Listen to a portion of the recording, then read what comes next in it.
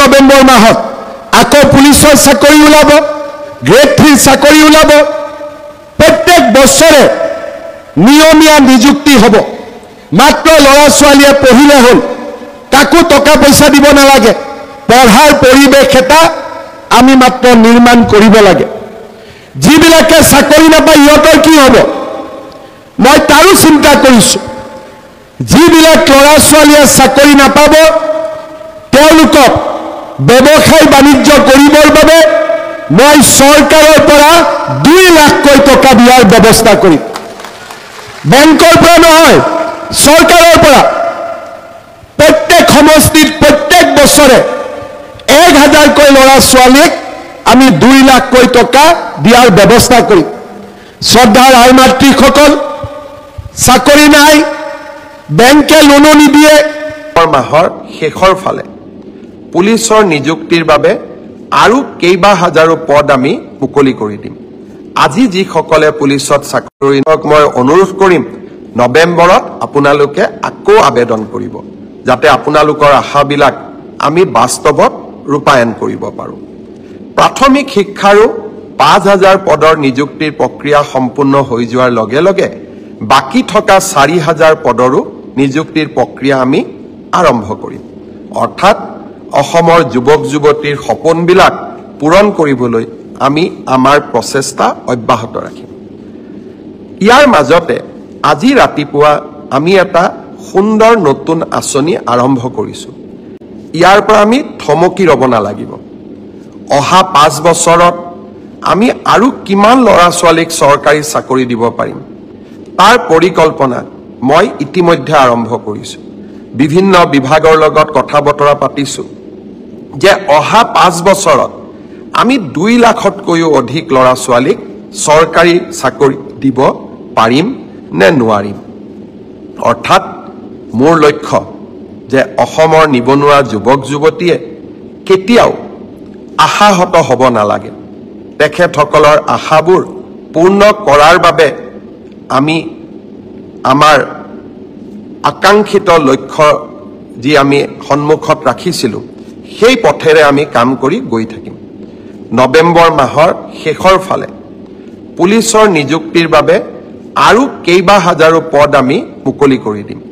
আজি যিসকলে পুলিচত চাকৰি মই অনুৰোধ কৰিম, নৱেম্বৰত আপোনালোকে আকৌ আবেদন কৰিব, যাতে আপোনালোকৰ আশাবিলাক আমি বাস্তৱত ৰূপায়ণ কৰিব পাৰোঁ।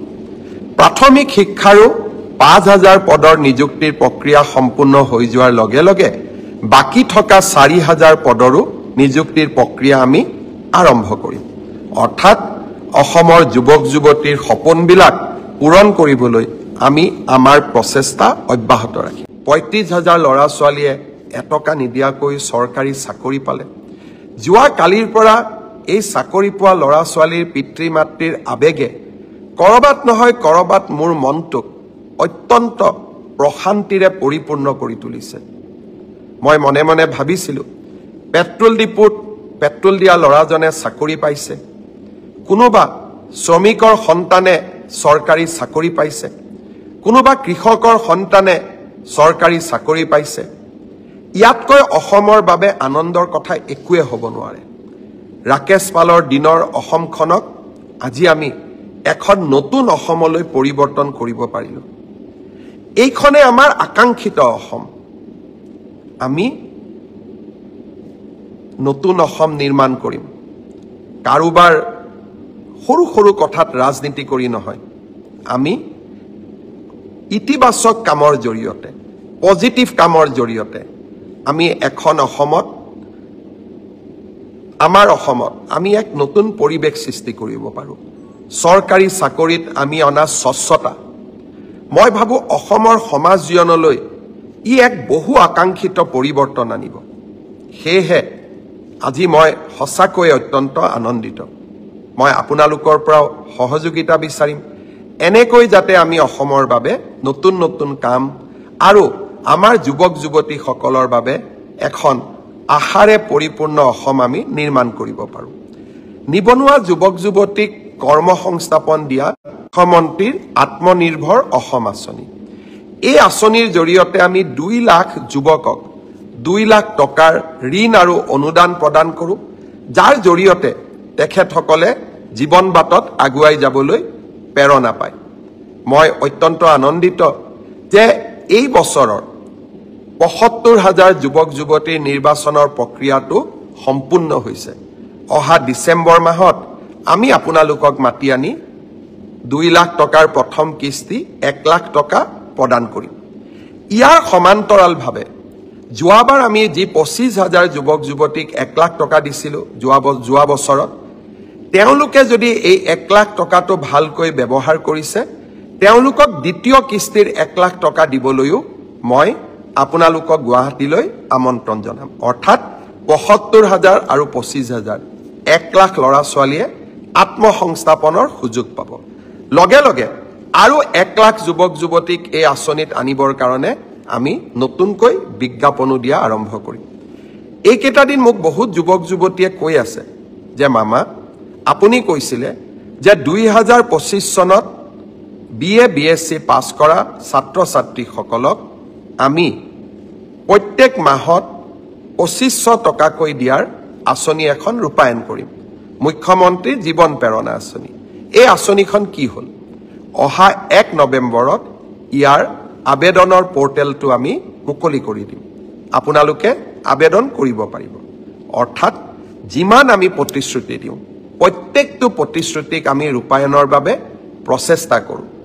অৰুণোদয় হওক, মহিলা উদ্যমিতাই হওক, অসমৰ লাখ লাখ দৰিদ্ৰ পৰিয়ালৰ মুখলৈ আমি আজি হাঁহি বিৰিঙাইছোঁ। 2 এদিন আগতে মই কৈছিলোঁ যে 1 নৱেম্বৰৰ পৰা অসমৰ ৰাইজক আমি দালি, চেনি আৰু নিমখ কম দামত দিয়া আৰম্ভ কৰিম।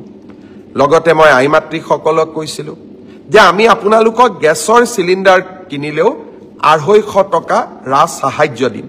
প্ৰায় ২২ লাখ পৰিয়ালে, অৰুণোদয় পৰিয়ালে ইতিমধ্যে এই আঁচনিখনৰ বাবে আবেদন কৰিছে।